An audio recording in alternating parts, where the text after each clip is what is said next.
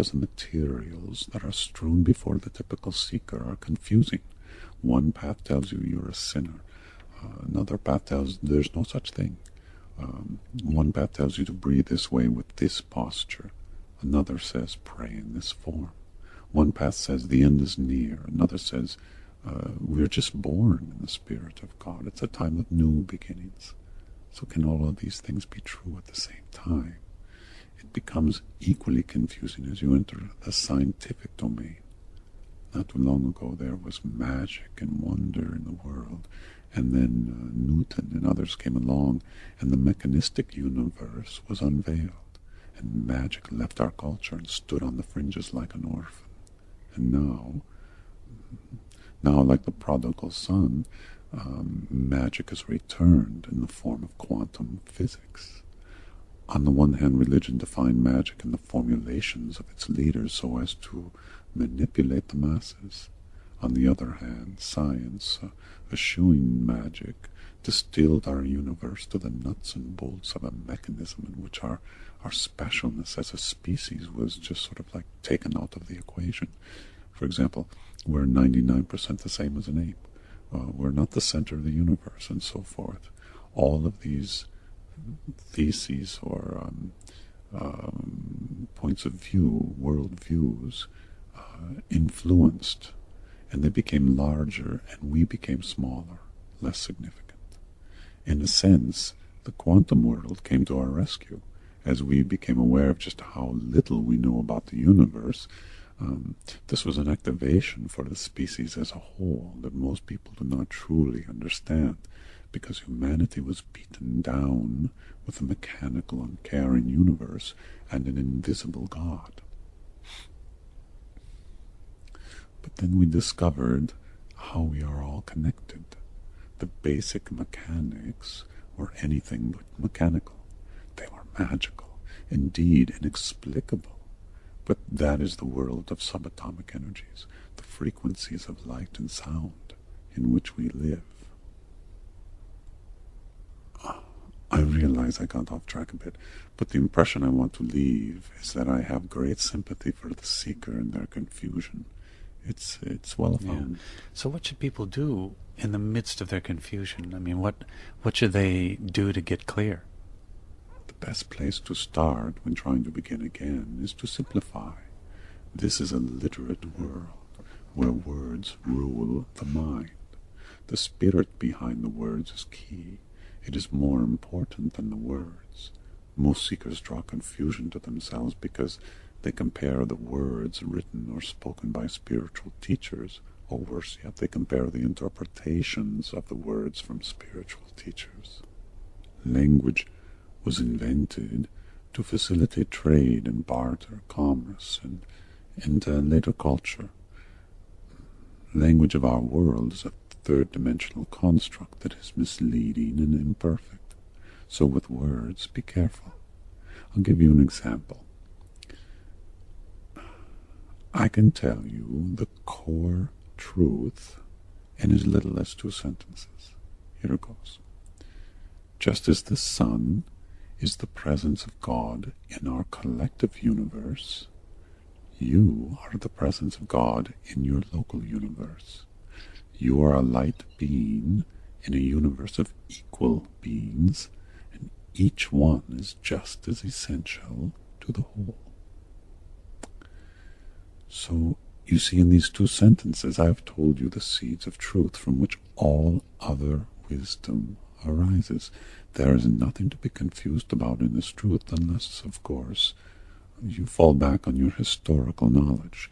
So if you are confused, you must bear some responsibility for your confusion as it comes to you out of comparison. Take the first sentence. Just like the sun is the presence of God in our collective universe. What does it mean? The sun and God are one and the same? Well, for many this would be heresy. In some periods of our history you would have been killed for saying this. And yet, it's the truth.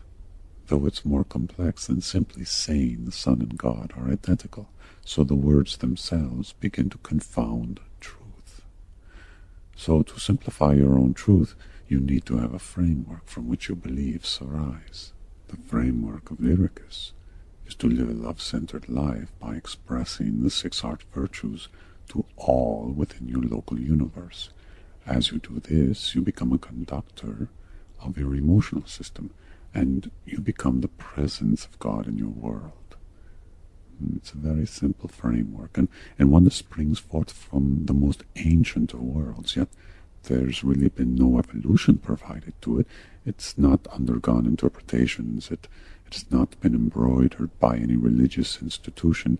It is not owned by anyone. Mm-hmm. Yeah, this might be a good time to ask a very frequent question about Lyricus. Very well. But let me add something to your last question first. The world is not without paradox and complexity. It has plenty of both. The seeker in today's world is being overwhelmed by many, many stressors. The economy, their job, their family, their relationships, even their roles as a mother, father, daughter, son, or husband or wife. These stressors inhabit the body, and the nervous system is aroused by them, and not in a good way. The nervous system and endocrine systems, coupled to the heart, produce the network connection to the higher frequencies. In other words, they are your internal network, and connection to the external network, the organizing fields of spirit intelligence. If you have too much noise in your body and emotional system, and by noise I mean stress that is built up and is endangering the sensitivity of your connection, remember that the practice of the six art virtues is a method to release this noise or stress.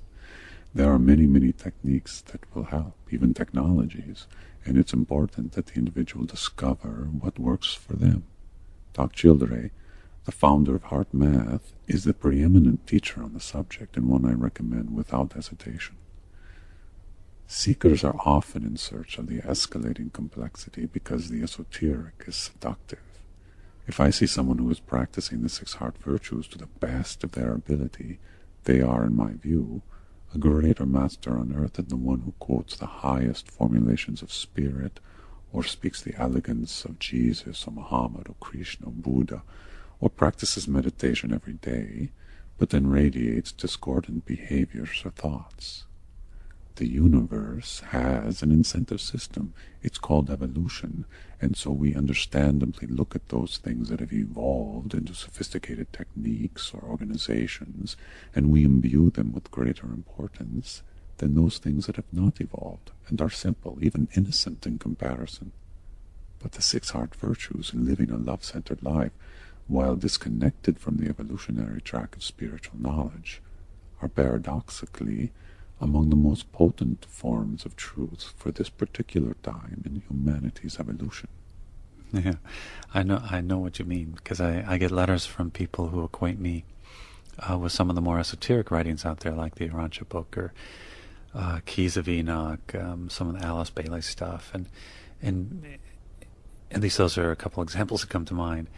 And they have some really great insights in them, but they also leave me feeling a bit uncertain what to do next. With the knowledge itself. What do you see as the key thing a seeker new to these materials can do to gain a sense of conviction, I guess I'll call it that they're on the right path? Yes, well, the word religion is derived from the Latin